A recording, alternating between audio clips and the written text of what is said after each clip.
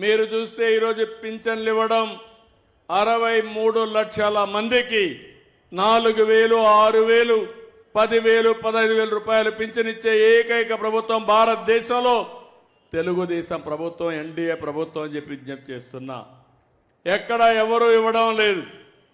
33,000 కోట్ల రూపాయలు ఖర్చు పెడుతున్నాం. 2,800 కోట్ల రూపాయలు నెలకు మొదటి తారీఖున పేదల సేవలో మీ ఇంటికొచ్చి మీకు హ్యాండ్ ఓవర్ చేసే పరిస్థితికి వచ్చాం. దీపం నేనే పెట్టాను, వంట గ్యాస్ ఇచ్చాం. ఇప్పుడు దీపం 2 కింద 3 సిలిండర్లు మా ఆడబిడ్డలకు ఇస్తున్నానని చెప్పి కూడా నేను మీకు తెలియజేస్తున్నా. అది కూడా కొన్ని ఇబ్బందులు ఉంటాయంటే ఆలోచిస్తున్నాను, ఇంకా ఏమైనా ఇంప్రూవ్ చేయగలుగుతామా?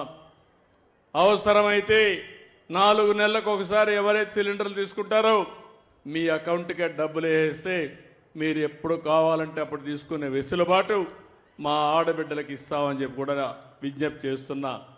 అన్నా క్యాంటీన్ పెట్టాం, పేదలకు 5 రూపాయలకే భోజనం పెడుతున్నాం. మెగా డిఎస్సీ పెట్టాం. ఎవరైతే యువత ఉన్నారో మీ అందరికీ ఉద్యోగాలు ఇప్పించే బాధ్యత నాదని చెప్పాను.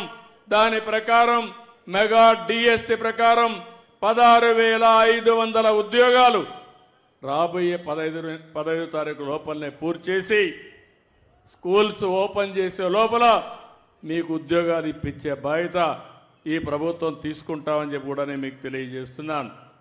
ఇది కాకుండా ఇంకో పక్క అన్నదాతకి 20,000 రూపాయలు ఇస్తా అన్న కష్టాలున్నాయి, ఇబ్బందులున్నాయి.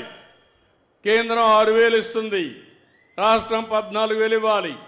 3 విడతల్లో వారిచ్చే డబ్బులకి అదనంగా మనం కూడా 3 విడతల్లో అన్నదాత కార్యక్రమాన్ని పూర్తి చేసే బాధ్యత కేంద్రం వేసిన రోజునే మీ అకౌంట్లో డబ్బులు వేసే బాధ్యత తీసుకుంటామని చెప్పి కూడా నేను మీకు తెలియజేస్తున్నా. తల్లికి వందనం కూడా ఇస్తానని చెప్పాం. సూపర్ 6 చెప్పాం. నేను ఒకటి హామీ ఇస్తున్నాను, తల్లికి వందనం కూడా తొందరలోనే ఇస్తాం. చెప్పిన ప్రకారం ఎంతమంది పిల్లలుంటే అంతమందికి డబ్బులు ఇస్తామని కూడా హామీ ఇస్తున్నాను.